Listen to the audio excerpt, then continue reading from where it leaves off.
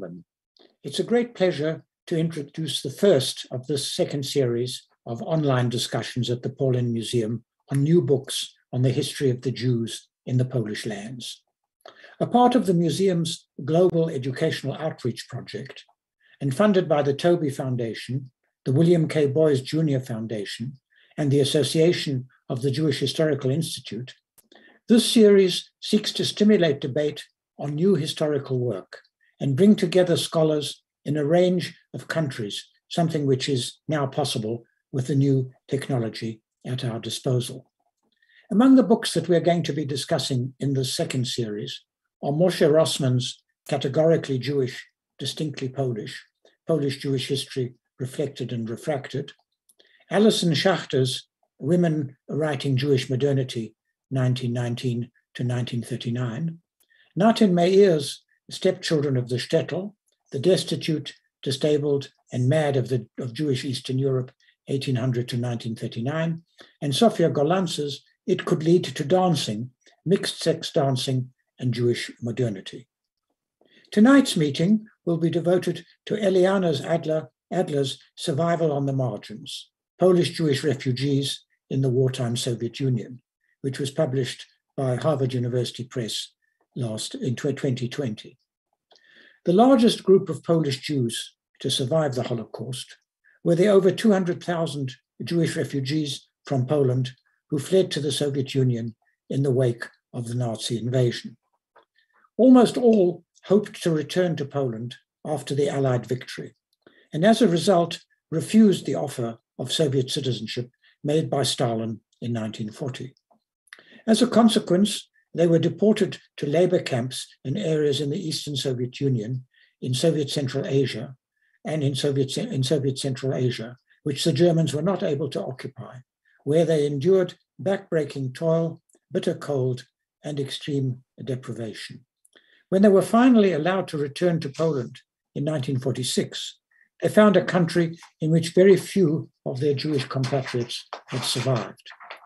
Describing their ordeals, given the tragic fate of Polish Jewry, seemed insensitive, and many felt constrained to remain silent. As a result of their experiences, which were marked by a determination to survive and pass their heritage to a new generation, have largely been forgotten.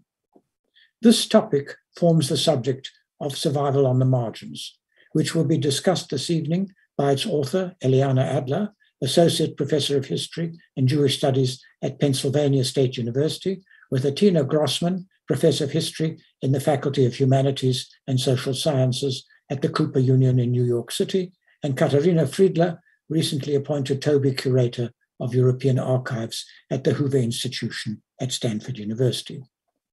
Let me briefly introduce the three people who will be carrying on tonight's discussion. Eliana Adler completed her PhD at Brandeis University, and I'm happy to say that I was her supervisor. She's at present, as I've said, Associate Professor in the Department of History and Program in Jewish Studies at the Pennsylvania State University. She's the author of In Her Hands, The Education of Jewish Girls in Tsarist Russia, Detroit 2011, which was awarded the Helt Prize for the best book in Slavic, East European, and Eurasian Women's and Gender Studies. She's also co-editor of Reconstructing the Old Country, American Jewry in the Post-Holocaust Decades, and volume 30 of POLIN, Jewish Education in Eastern Europe. Atina Grossmann is Professor of History at the Cooper Union in New York City, and her publications include Jews, Germans and Allies, Close Encounters in Occupied Germany, Wege in der Fremde, Deutsch-Jüdische Begegnungsgeschichte zwischen New York, Berlin und Teheran, and co-editor of Shelter from the Holocaust, Rethinking Jewish Survival in the Soviet Union, which she edited together with M. Idler and Sheila Fitzpatrick. She's also editor of JDC at 100, A Century of Humanitarianism, and Our Courage, Unser Mut, Jews in Europe After 1945. Her current research and articles focus on trauma, privilege and adventure, Jewish refugees in the Orient, as well as the entanglements of family memoir and historical scholarship. Katharina Friedla has just been appointed Toby Curator of European Archives at the Hoover Institution at Stanford University. She holds a PhD from the Department of History, Institute of East European and Jewish History at University of Basel, and is the author of Juden in Breslau, Wroclaw, 1933 to 1949, Überlegungsstrategien, Selbstbehauptung und Verfolgungserfahrungen. And most recently, she edited with Markus Nesselrode, Polish Jews in the Soviet Union, 1939 to 1959, History and Memory of Deportation, Exile, and Survival. And this was, of course, a collection of papers. Tina Grossmann also participated in this conference, which was held at the POLIN Museum. In tonight's discussion, I'll ask Eliana first to give a brief account of what she was intending to do in her book, and then pose a series of questions to her and the other panelists. We very much hope that the audience will participate in this discussion. Please pose your questions in the chat facility, which will enable me to put them to the three participants in due course. Thank you. So I'll now ask Eliana to describe what she was attempting to do in this book, which we all have enjoyed enormously and from which we've all learned a tremendous amount. Eliana. Thank you so much. It's really wonderful to be talking about this in particular at the POLIN Museum, although it would be even nicer if we could be in person, just because, as Dr. Polonsky mentioned, the people that we're speaking about today, these refugees, Jewish refugees, they longed for their country. They continually thought about and wrote about how to get back to Poland and when they would get back to Poland. And then afterward, they had to face all the changes. And also because I was able to do research in Warsaw for this book, so it feels very appropriate to be speaking about it here. So I wanted to really thank everyone for coming and listening. I hope that some of the people who are listening to this, that this is your family story, that you're going to learn something, maybe fill in some of the holes in the different stories that you've heard in your homes. And I really appreciate my colleagues being here to talk about this, to talk about the book and what we've all learned on this journey of studying about these refugees for the past many years. We've all been at this for a while, and I felt very fortunate to have colleagues like Katharina and Atina to talk about work along the way. So I thank you. I'll talk a little bit about the book, and then we'll have a more inclusive format following that. So my book, Survival on the Margins, traces the history of the Polish Jews who survived World War II in the unoccupied regions of the USSR. And it does so chronologically and paying close attention to what they privileged in their own stories. I made use of archival sources from Poland, Israel, the United States, Ukraine, Russia, and Kazakhstan. But in the end, the book really follows the lead of the subjects. I read many published and unpublished memoirs, certainly not all. I listened to a lot of oral testimonies, and I read a lot of testimonies from the war period, from immediately afterward, and continuing all the way up until the present, and found that the way that survivors of this experience described it, that I wanted to privilege their stories. And so that led to, for example, a lot of focus on choice. At the beginning of the war, these questions that every Pole, but particularly starkly for Polish Jews, had to think about. Where are we going to be safer? Where should we go? Do we have the means to move? What would it be like if we moved to the other side from German occupation to Soviet occupation? How would we live? How would we survive? Do we have resources there? We'll never know the exact number of how many, but several 100,000 Polish Jews made that choice to leave their homes under German occupation and move to the Soviet zone of what had been Poland and what became Western Belarus and Western Ukraine. And there they faced further choices. And again, this is from listening to their stories. They were always considering whether maybe they had made the wrong choice. Should we go back now? How are we going to manage to stay here? What does it take to stay here? Are we willing to work illegally, to work on the black market, for example? Some did choose to go back. Most tried to, it would appear, tried to make it work in the new Soviet territories, which were undergoing major changes, which of course affected everyone who lived there, but the refugees in particular had so little access to help and support and housing and food and work. They faced a choice which was given to them rather than one that they sort of came up with on their own.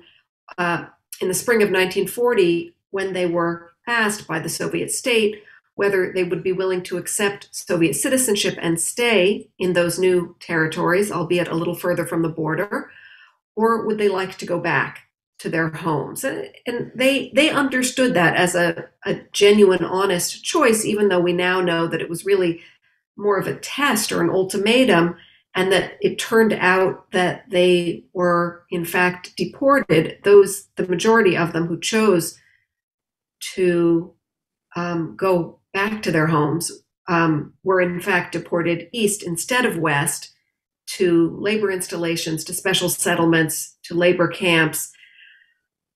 Those who stayed, of course, were overrun quickly and murdered when the Germans came the following summer. Those who left faced very difficult circumstances and no longer had many choices at all under NKVD supervision in these labor installations where everything was outside of their realm of experience and extremely difficult, and they were told they would never be freed. But in fact, again, as we know, but they couldn't have known at the time, with the German invasion of the Soviet Union, there was a general amnesty of Polish citizens, and the refugees also were free, sort of. But they once again had to choose where to go, with whom to go. Of course, going home was out of the question, and most of them decided to go to Central Asia. And they spent the next several years wandering, trying to survive, trying to figure out how to work the Soviet system, how to get everything they needed, ration cards, medical attention.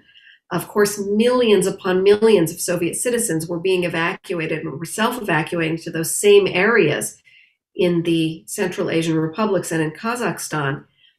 And there was terrible overcrowding and everything that comes with that. But nonetheless, there was a little bit more scope for some amount of choice. And over time, the refugees managed mostly, on the whole, to find a way to live, to wait out the war. And then, of course, at the end of the war, they faced the choice of whether to go back to Poland, when it turned out that, in fact, Stalin was willing to allow them to go back. Most of them did choose to leave the Soviet Union, to repatriate, where, of course, they came face to face with what we now call the Holocaust. The destruction, which even if they had received letters, even if they had some kind of knowledge, they could not have imagined the level of destruction. And once again, they had to decide where to go, where to settle. Should they try and rebuild their lives? Some than before in Poland, or should they move on and go elsewhere? So that's really the story that the book is telling. And I guess I want to end by saying that it was simply just learning about these people for me was very important and was endlessly fascinating. It's the kind of, I knew bits and pieces, I'd read, I'd spoken to different people, but to understand the whole story, and by the way, this is just very much the surface of it. There were all different minor and major choices along the way, and people ended up going different directions. So I think that's a value in and of itself. The edited volumes that Katharina and Atina helped to produce, this book, just to let everyone, scholars, non-scholars, know more about this experience. On top of that, I think what's important is what else this story can tell us. And it fits into all different spheres of study. So just a couple examples. Too often, people discuss displaced persons after the war, the so-called DPs, and they gloss over the fact that many of, perhaps the majority of these survivors, in fact, survived the war in the Soviet Union. Discussions of repercussions of the Holocaust often mention the concept of refugees, but this is a different category of refugees, not ones who made it very far, to a completely different part of the world, but ones who were still in danger, that the war could have still caught up with them, and in some cases it did. The treatment of Polish citizens overall, and of these refugees in particular, shines an interesting light on Stalin's Soviet Union, his plans for the future, his various political machinations, and also on the idea of the Soviet Union as a place of refuge. And I think that idea is particularly challenging within the Polish historical context, where the idea of deportation of Polish citizens has usually been seen as entirely a tragedy, whereas for Jewish Poles, it often felt different. So for all of these reasons, and many more that I hope we'll discuss, the story of Polish Jewish survival in the wartime Soviet Union needs to be told and considered and integrated into our larger discussions of wartime history and memory. Well, thank you very much. That's a very clear and full description of why this book is so important and why it's been nominated for so many prizes. Let me put my first question to the two other panelists, Tina Grossmann and Katharina Friedla, which is, who were the 200,000 Jewish refugees who sought shelter in the Soviet Union after the Nazi invasion of Poland? How many of them found themselves there because they were arrested or deported from the areas incorporated into the Soviet Union as a result of the Nazi-Soviet non-aggression treaty of 1939? So I'll ask Atina to speak first to this question. Thank you, Anthony.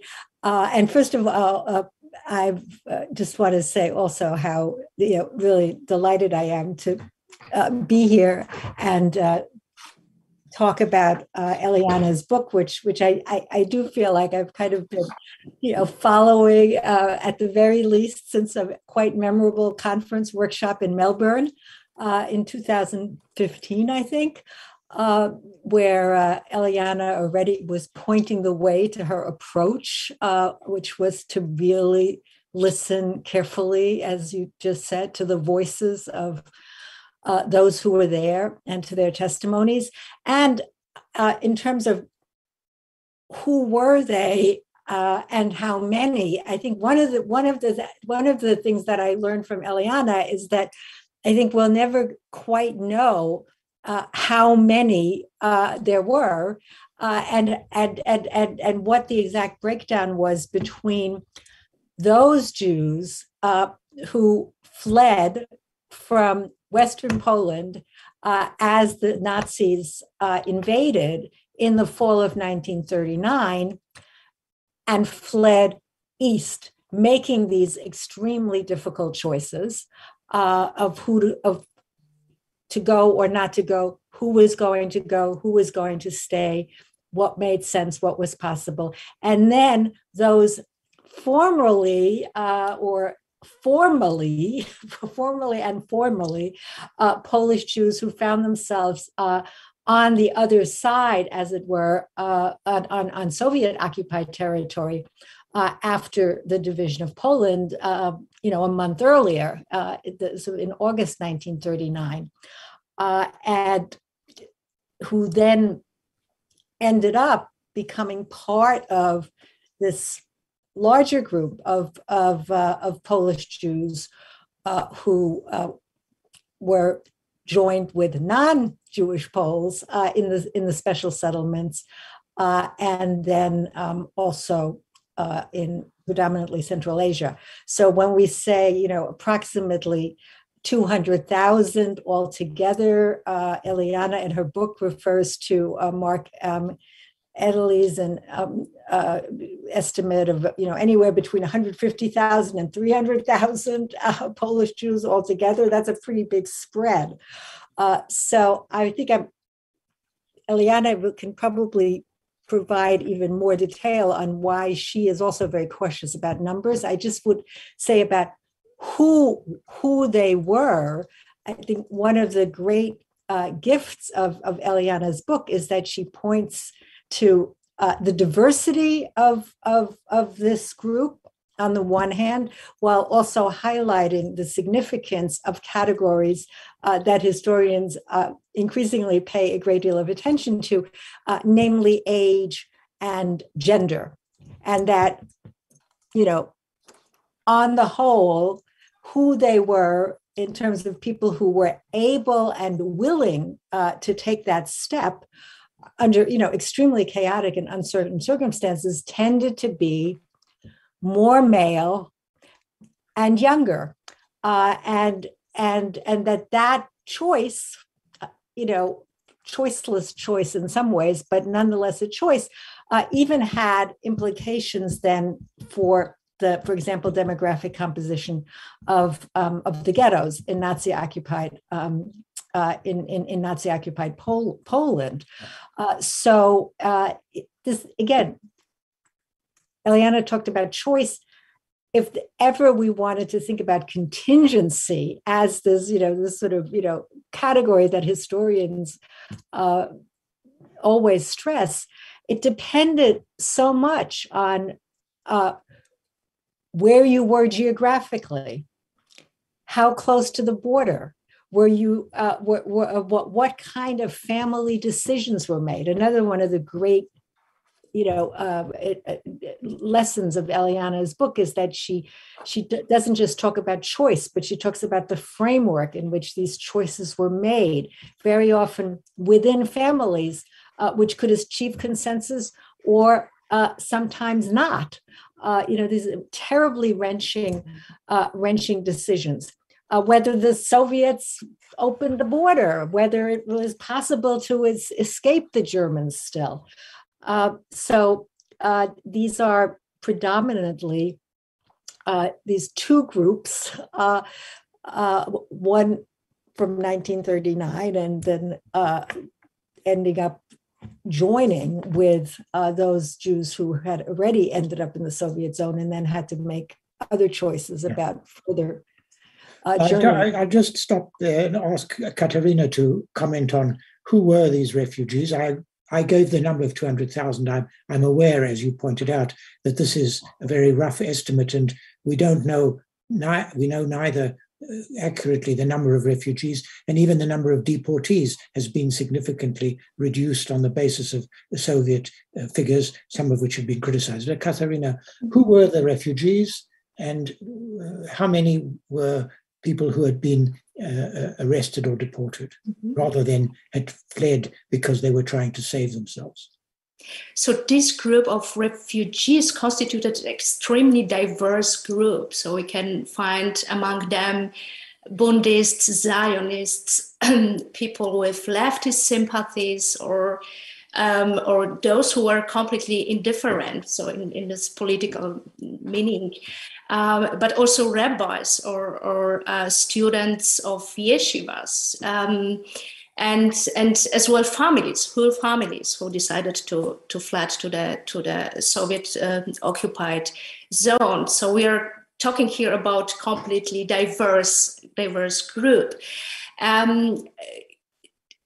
I think it's important to stress that this group of refugees, they didn't get at first the Soviet citizenship, because those Jews and non-Jewish Poles who lived on these annexed territories, they became automatically Soviet citizens, and there was an offer for this group of refugees to take the Soviet citizenship, and actually most of them didn't accept it and registered for return to the German-occupied zone.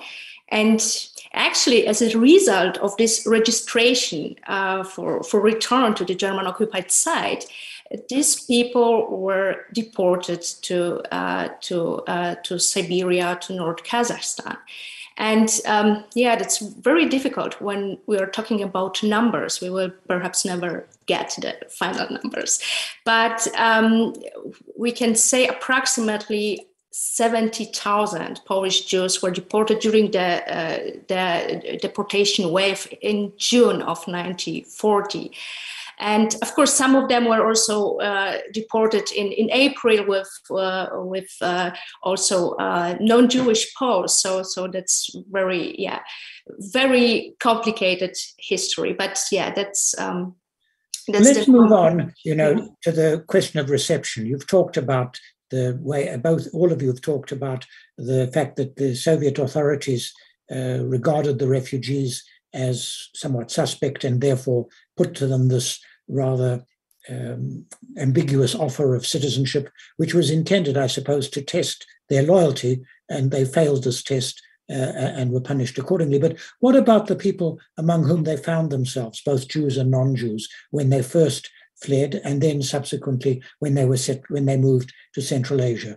Eliana, would you like to say a few words about reception, how they were received? Sure, yeah. So, of course, when they first fled, they were in what had been still their homeland. That is to say, it had recently been Poland, and most of the population was still very familiar to them. Soviet functionaries began to come in, but they didn't have as much really interaction with Soviet citizens until they were deported or they moved further away from those border areas. Some of them accepted an offer for labor in the interior, and then they had more interaction with Soviet citizens. I think one of the interesting things, just in terms of questions that people often ask about, is how little anti-Semitism comes up in their testimonies and memoirs. Sure, it sometimes happens. There's always going to be someone. But overall, what they were facing were just the conditions of Soviet life, and particular of being refugees. They didn't have access to local knowledge or people to help them on the whole, but they did not experience a great deal of discrimination as Jews. Katharina, do you want to comment on this? Yes, I really I appreciate Eliana's findings, because this period of time during the Polish Jews and non-Jewish Poles found themselves in the special settlement. It's a very, very important subject, and until now there was little research done on it, and yes, and we can find many traces of collaboration or solidarity during this time. And I think it's fascinating. Of course, it changed after the amnesty was announced, and it is also very, very interesting to look on these relationships, how they changed over the time and over the evolved political circumstances. Atina, I'd also like to say something on this, but okay. Atina, do you want to comment? Yes, very quickly.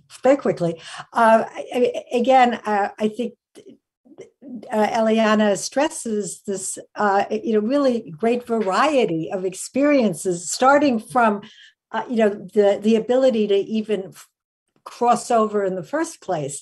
At points you had, Red Army officers and soldiers actually saying, go, run, Jewish as well as non-Jewish. At other points, the Soviets closed the border. And then in terms of the reception when these Polish Jews arrived in what had been Poland, many, some of them had family ties, some of them had business ties, some of them were able to find shelter with people they knew under very new, overcrowded conditions. Local Jewish communities, themselves in this process of great turmoil because of Sovietization, really tried their best to care for refugees under difficult circumstances. And then again, this comes across beautifully, I think, in Eliyana's chapter on this. Some young people initially thought they had made it to the Soviet paradise. They were able to study. There was no numerus clausus for university. Some women found work opportunities that they hadn't had before.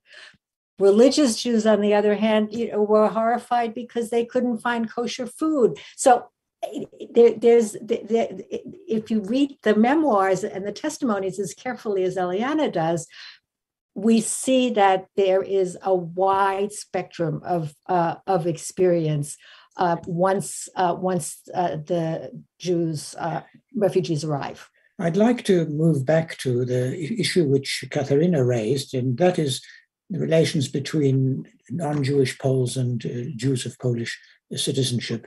This situation, as you point, I think, as Eliana shows in the book, the relations originally were fairly harmonious because everybody was in the same difficult situation and needed to help. They needed to help each other in these labor settlements or in the places where they found themselves.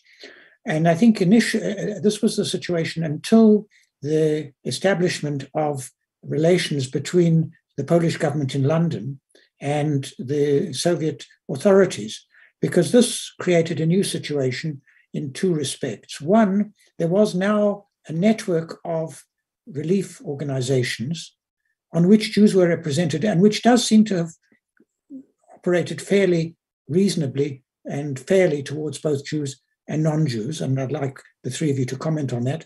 But then the question arose, because one of the aspects of the agreement was that General Sikorski, or the Polish government in London, was allowed to form an army in the Soviet Union. Initially, it was going to fight on the Eastern Front, but it became impossible for the Soviets and the Poles to agree on this. And the army, of course, eventually left for Iran and fought in the Middle East, the army under General Vladislav Anders.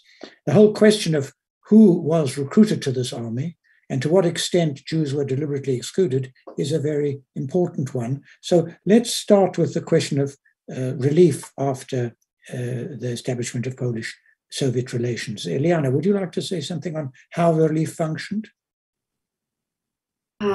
Yes. I mean, as you said, Antony, and this certainly came up, this is a really rich and difficult area, and one that you covered also in the edited volume that you several decades ago also put out on this topic. Yes, I edited it with Norman Davies. It was an interesting collaboration. Yeah. I'm very glad. That's a really important, really foundational volume. Thank you.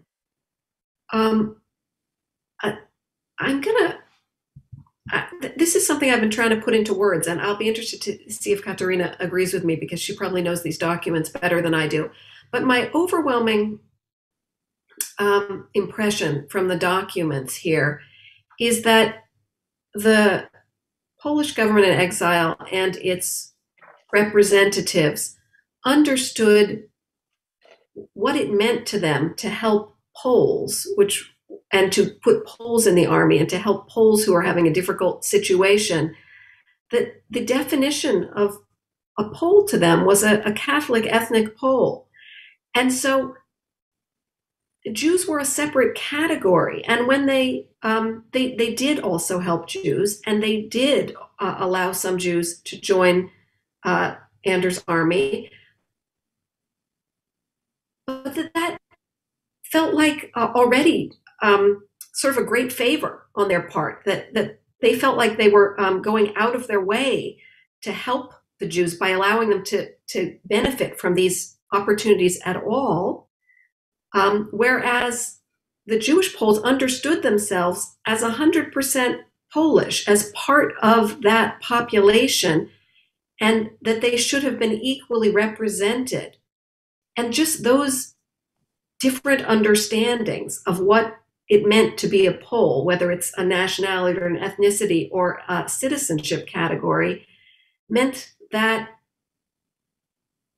they could not ever really speak to one another and understand and sort of be on the same page about this, the situation of both with relief and with the military. Katharina, would you comment, and then Atina? Mm-hmm. Yes, I completely agree with Eliyana. I thought a lot about this. Why these relationships suddenly were disturbed, or this competition in terms of coming to resources, for instance. And I think my impression is that the Polish authorities, also the delegates from the Polish government in exile in London, they were really surprised, perhaps, by the number of Jewish refugees who found themselves in the Soviet Union. And of course, as you said, then, when they found themselves after the amnesty in the territories of, in the countries of Soviet Central Asia, so of course, so many problems arose in regards to the aid system, etc. And of course, the next story is the recruitment into the Anders army. So that's a continuation, I think, of this problem, and we can go further also to the period of repatriation. So it's a. Well, let's leave repatriation for the moment. Yeah. Atina, do you want to comment on this? Yeah. I mean, my sort of in many ways non-expert sense is very much that this experience of recruitment into the Anders army and the experience of being rejected when one tried as a patriotic Pole and also as a Jew seeking some way out of the terrible conditions in Central Asia, and yes, potentially maybe a route to Palestine, although not necessarily, that experience of being rejected was one of the most bitter, one might even say, turning points in Jewish-Polish, Polish-Polish relations, because again, we don't seem to have exact numbers. Were there 6,000 Jews who were ultimately accepted into what was 115,000 strong force that made it into Iran? Was it only 4,000? In any case, it was many fewer than those who tried to join and were turned away, often on very spurious grounds, to the point that some young men actually pretended to be not Jewish, just in order to join the Anders forces, and I think we have to sort of understand how the conditions in Central Asia were really, really harsh and terrible, and this was the one route out, and it was for the most part closed to Jews, with the exception, interestingly, of medical staff, which then actually also included some women as well. And of course, there is then the story of the Tehran children, which followed along. Yes. Another group that was included were entertainers, many of whom were Jewish cabaret stars from the interwar period. Let's move on to the issue of how the Jews established themselves in Central Asia, particularly after the amnesty. There's a gender issue here. One of the striking features of this group is that many marriages, although Atina is right to point out that there were far more men than women, but nevertheless, there were many marriages, and a large number of children were actually born in Siberia. This is one of the things that people don't often remember. Atina, you've talked about this. Would you start? Then I'll ask Katharina and then Eliana to comment on how families were established and how this happened and what its consequences were. Yeah, in fact, it's really part of the story of the marginalization of this history that many of those are a not insignificant part of this famous DP baby boom that I wrote about in my book on Jewish survivors in occupied Germany, in fact, had been conceived and or born in the Soviet Union. Some of them, of course, then also in Poland, sort of, in transit, to the point we have this sort of famous example of the journalist Joseph Berger, who wrote in his memoir and his mother's memoir about how he had no idea that he was really 3 years older than he thought he was. But I think it's important because it was possible to marry, to bear children, to keep children alive. Not all of them, but certainly in a different way, in a fundamentally different way than what would have happened in Nazi-occupied Poland or in the ghettos. There were opportunities for children to go to school. There was medical care, even in the special settlements, very varied. And there was, and this is something that comes across in memoirs, that in some cases, the sort of Soviet belief in the importance of children and youth also meant that children had a better experience. There's a sort of, again, a sort of famous story that actually one of the heads of the Jewish community in Berlin years ago told me about, remembering as a child, finally coming to the special settlement and the commandant saying to the assembled internees, prisoners, he says, "You are going to stay here until you die. This is the end of the road. But your children will thrive and become good communists." But the point was that it was possible in very difficult conditions to have a bit of family life. That is different in the settlements. And once one gets, after the so-called amnesty, once one gets to Central Asia and the ways in which women tried desperately to find housing, to find medical care, to make the connections also with locals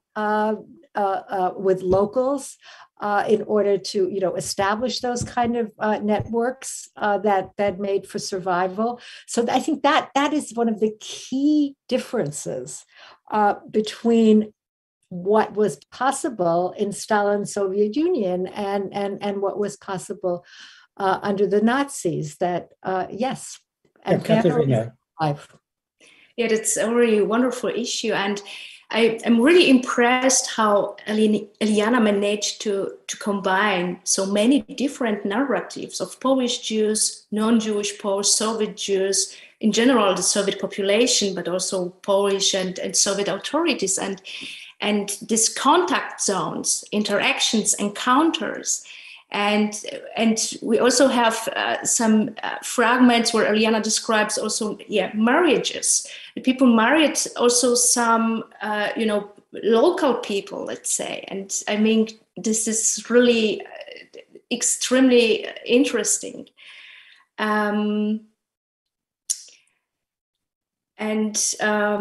Yes, and coming back to these networks and to this life in the Soviet Central Asia, I think reading this book, I really struck by the fragments when Eliana described also the religious and culture life in exile. So that was also a very important part of this of this period in Central Asia.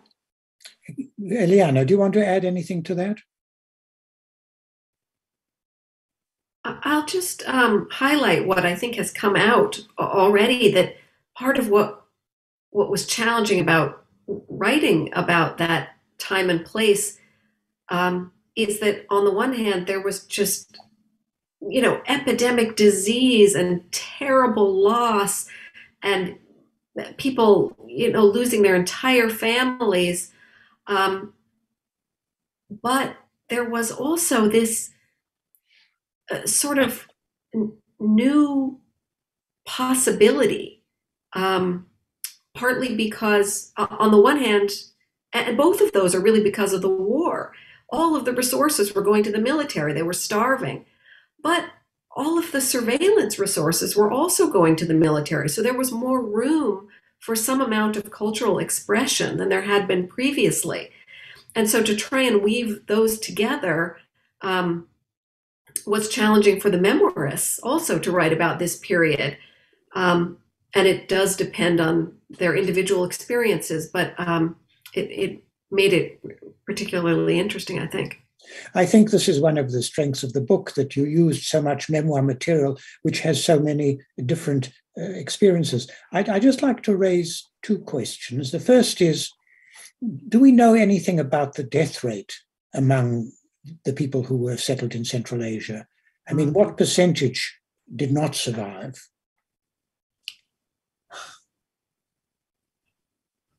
Did anybody want to give an answer? Atina, I see you. No, I'm saying over to Eliana. Eliana, yes. A couple of people have tried to calculate this, but it's very difficult to do so. But the numbers I've seen are fairly low, that over the whole experience, the death rate possibly was 10%. I think Albert Kaganovich is around there, and Benzion Pinchuk said something similar, but we don't, so that might be about right, but we don't know exactly. This is also my feeling. Absolutely. Yeah? Because if you look at the original Polish estimates, which were, of course, put together in order to make a point about how evil the Soviet Union was and how much the Poles had suffered under deportation, you have, among Polish, that is, non-Jewish Poles, deportees, estimates of 30%, 40% casualty rates, which are clearly, I think, not correct. People did survive, I think, in spite of the fact that these were very difficult conditions and that the bulk of the resources were being sent to the front. Let me also point to a question or an issue which has been raised in the discussion, which is the relative lack of surveillance. If we compare the way in which earlier refugees had been treated in the Soviet Union, even communists, with the experience of the refugees after 1939, it was a much more favorable experience. They were left alone to a much greater extent. This is my impression. Is this correct? Katharina, do you want to comment?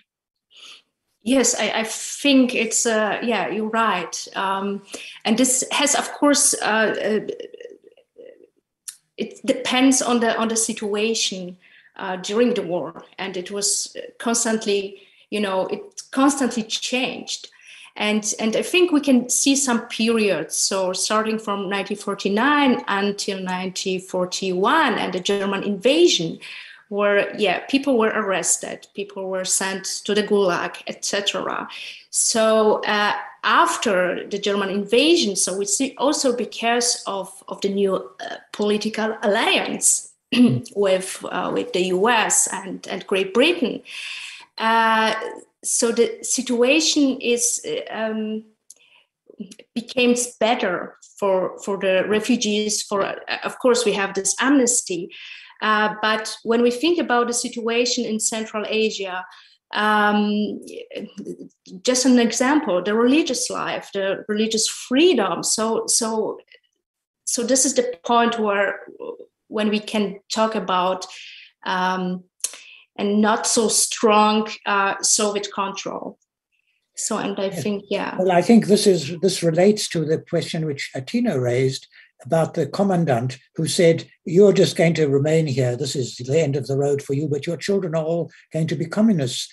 The experience of the overwhelming majority of the Jewish refugees and deportees was that they found themselves rejecting communism. Is that correct? Atina. Yeah, I think that what's interesting here is this kind of distinction between becoming good communists, which indeed, even those who might have been good communists when they made this choice to try to flee with this dream of the Soviet paradise, were disabused of that and really learned how very corrupt and harsh the Soviet, the harsh and arbitrary, the NKVD was present even in its reduced state, was on the one hand. So yes, they were not going to be this fifth column that Stalin maybe hoped for and that the Poles feared. Absolutely not. On the other hand, this was, and this I think speaks to what Katharina just said, this was the Great Patriotic War. And I do think, and again, we can read that in the memoirs, especially of young people who went to school, and who followed the Red Army with their little dots on maps, that there was a kind of sense of common cause and common effort with the Soviets and with Soviet Jews, but with the Soviets in general. So that I think we need to distinguish between, real serious support, enthusiasm, hope, desperate hope for the success of the Soviets, and clearly the role of the British and the Americans and international Jewish organizations. Lend-Lease aid was critical here as well. So there was that kind of allegiance, which I think affected daily life. And I would let me follow on from that, because where does the Berlin Army fit into this? Eliana, do you want to say something about the Berlin Army? Jews couldn't enlist except in very small numbers in the Anders Army, but they enlisted in very large numbers in the Berlin Army, which was, I suppose, intended to be a sort of fifth column. Eliana, do you want to comment on this? Yeah. So, Polish Jewish refugees enlisted at times in just general units of the Red Army. At times they were mobilized against their will, especially to labor units. But they also did many volunteer for the Berlin Army, which, unlike the Anders Army fought, but the Berlin Army liberated camps and parts of Ukraine.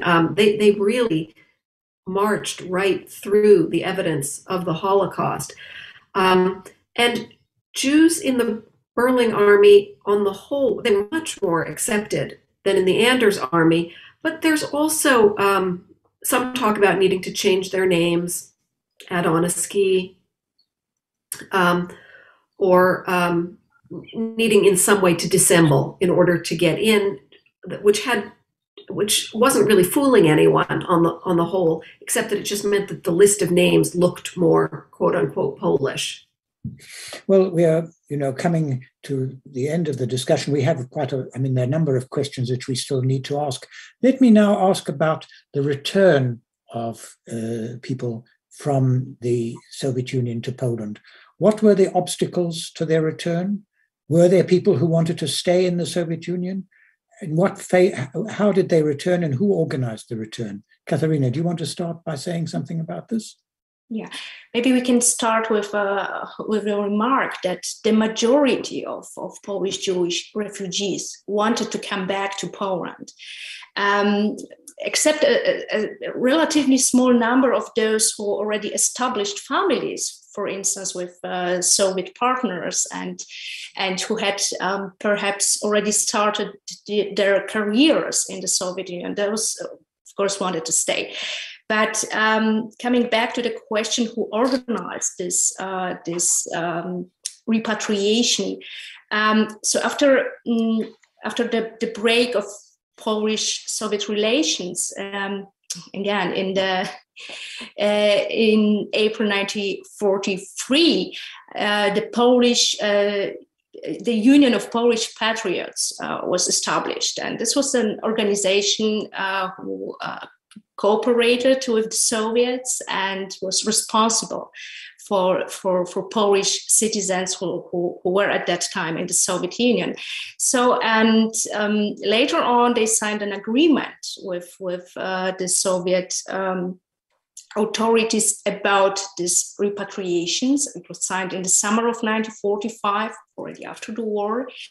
And according to this agreement, this huge repatriation wave started at the beginning of 1946. So this is how the Polish citizens, among them Polish Jews, returned to Poland. Eliana, do you want to add anything to that? But very well said and explained. There was certain documentation. Sometimes it was easier and harder. I mean, I guess the other thing to add is that Poland itself had changed, was moving on the map. So this people who were repatriating, sometimes that meant leaving the places where they'd actually grown up, because those were now Soviet territory, and moving to places that had been previously part of Germany. So repatriation is also sometimes in quotations here. Atina, do you have anything to say on the return?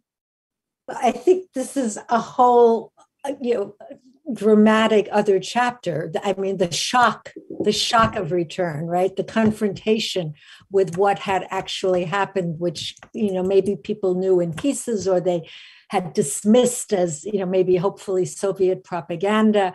The discovery that their communities, their families, those left behind were gone. That then plays into the story of the silences, the marginalization of the history that we started out with. I would just want to, add one little point from our previous round, which is relevant for this one, because I mean, the other thing that was still possible, particularly in Central Asia, because of the a relative lack of surveillance, was also the survival of political networks.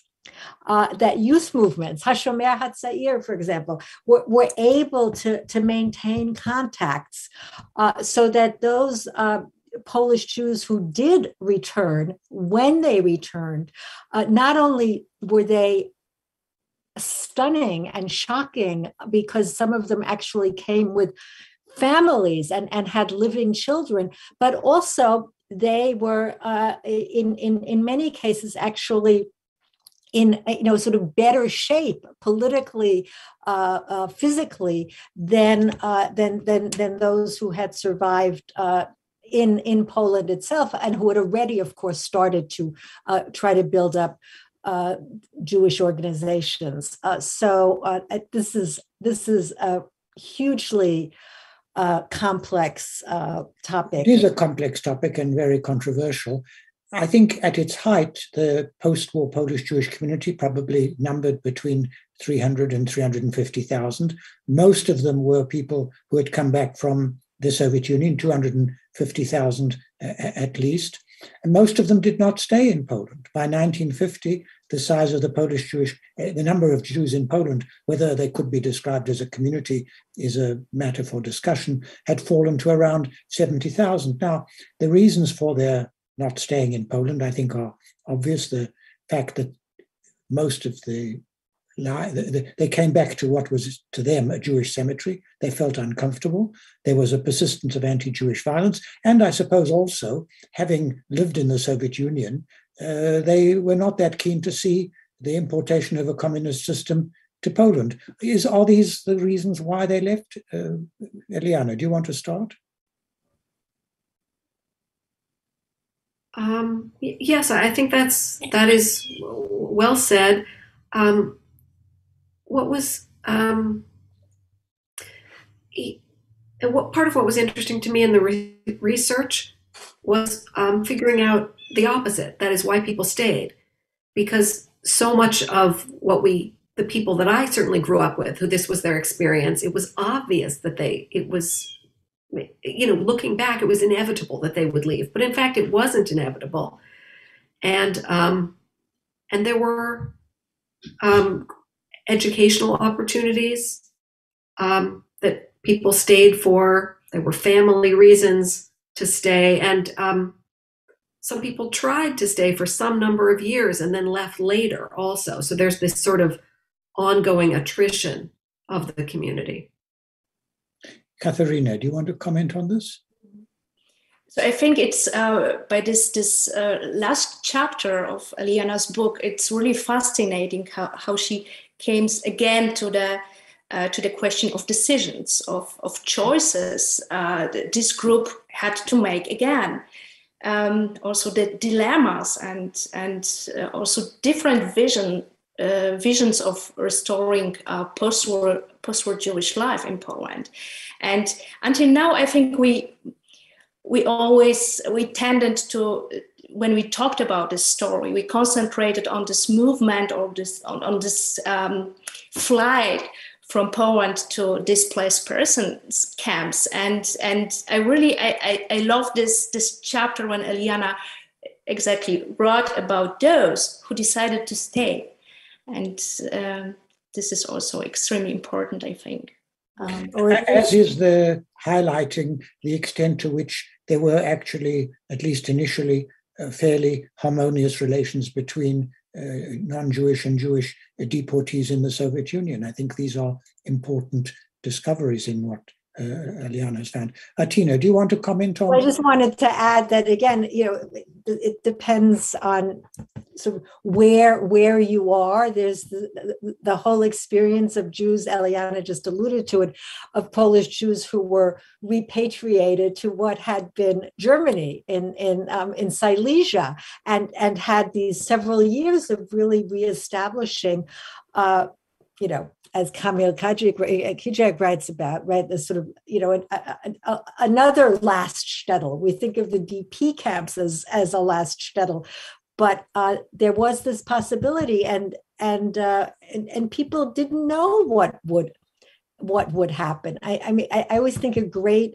sort of depiction of this sort of openness still is a film, for example, like Unsere Kinder, which shows some possible Jewish settlement in Poland after the war. By the time the film is actually finished, it cannot even really be shown in Poland anymore.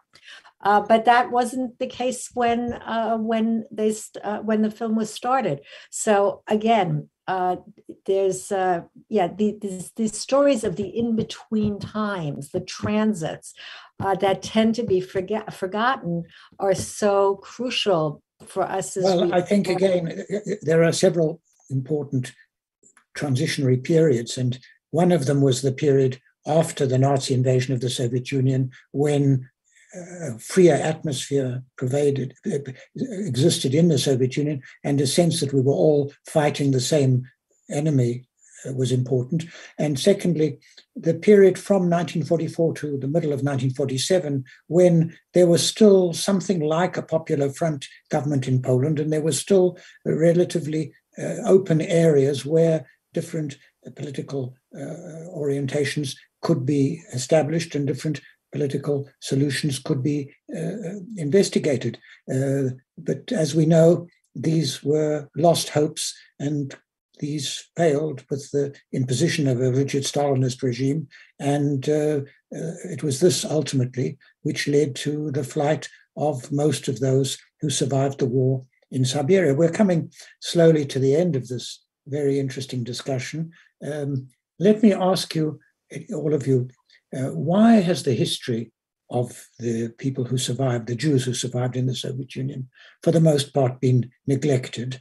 And secondly, perhaps the two questions go together, what are the sources on which this history has been based? Why have they not been used before? Eliyana, maybe you could start with this, and then the other two speakers could comment.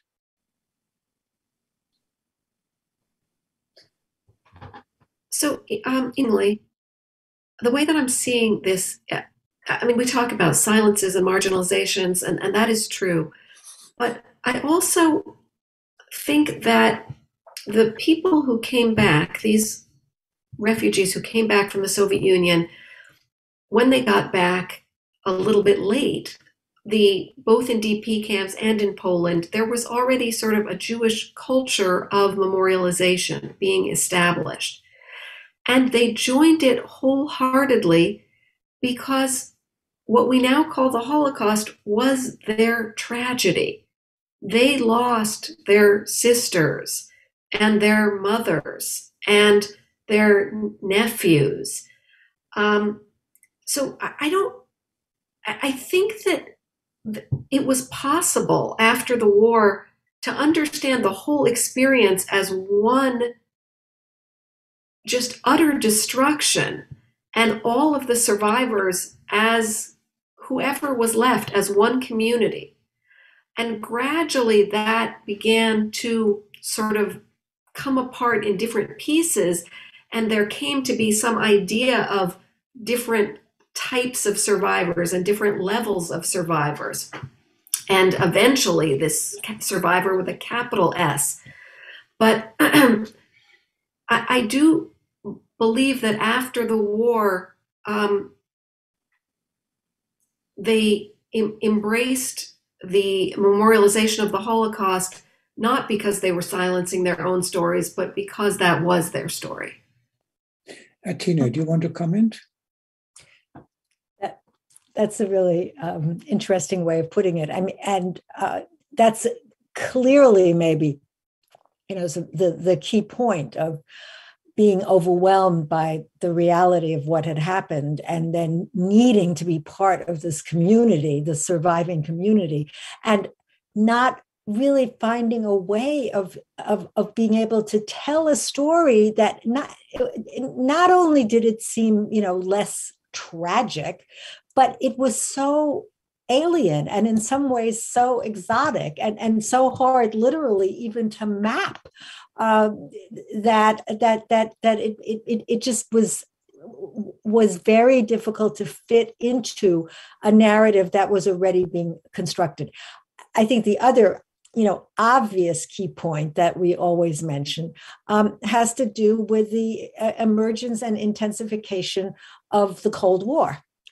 So that for those Jews who did want to not only get out of Poland, but also get out of the DP camps and emigrate further to the US, but also to Canada, to Australia, it became really important not to reveal, if possible, or not to sort of give any details about what their experience had actually been.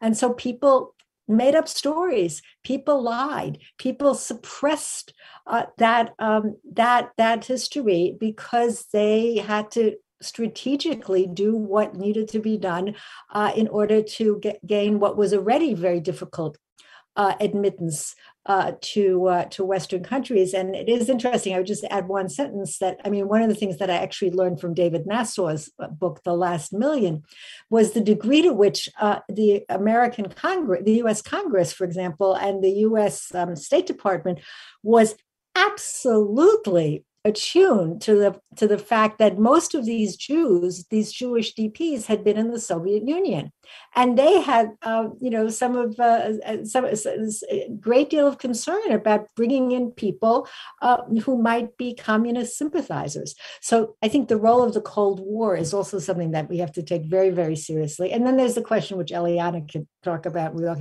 of course, about the difficulties of accessing archives and the extraordinary multilingual capacities that were really required to research this highly complicated history, which someone like Eliana was able to provide.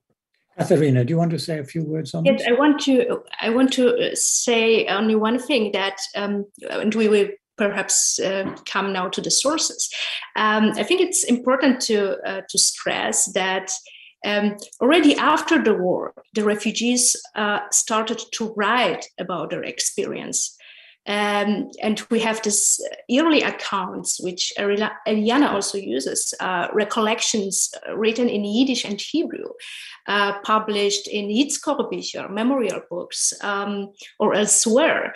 But they never reached scholarly and public attention, even in Israel, or by those people who were able to read Hebrew or Yiddish. And I think that also we scholars, historians, didn't really want to hear this story. And and I'm very happy that we reached now this point that, Yes, thank you. Well, Eliana, I'll just let you say one final word and then I'll try and sum up.